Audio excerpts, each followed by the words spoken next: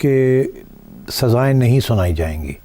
आप ट्रायल कर लें, कोर्ट का, सुप्रीम कोर्ट का ये फैसला था कि आप ट्रायल कर लें, सज़ाएं नहीं सुनाई जाएंगी जब तक हम फैसला नहीं करते कि क्या मिलिट्री कोर्ट्स होने भी चाहिए कि नहीं, इस किस्म के जराइम के लिए मिलिट्री में ट्रायल्स होनी भी चाहिए कि नहीं। तो आप कर लें मगर सज़ाएं नहीं सुनानी है आपने।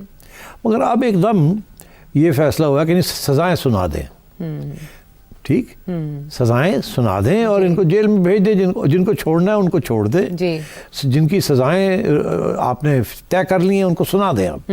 तो पहला तो ये सवाल है कि ये क्यों फैसला हुआ, जबकि एक पहले फैसला ये था कि सज़ाएं जो हैं वो नहीं सुनानी जब तक मेन केस का फैसला नहीं आ जाता कि आप कर भी सकते हैं कि नहीं, बॉटम लाइन का जब तक नहीं आता। तो ये तो सवाल का जवाब देना चाहिए ना। वो जवाब बड़ा सिंपल सा है, वो ये है कि अब इस्टेब्लिशमेंट, गवर्नमेंट ने ये फ़ैसला किया है कि हमें कुछ सख्ती, डिटेरेंस, कुछ धक्का लगाने की ज़रूरत है। खान साहब समझ नहीं रहे बात को,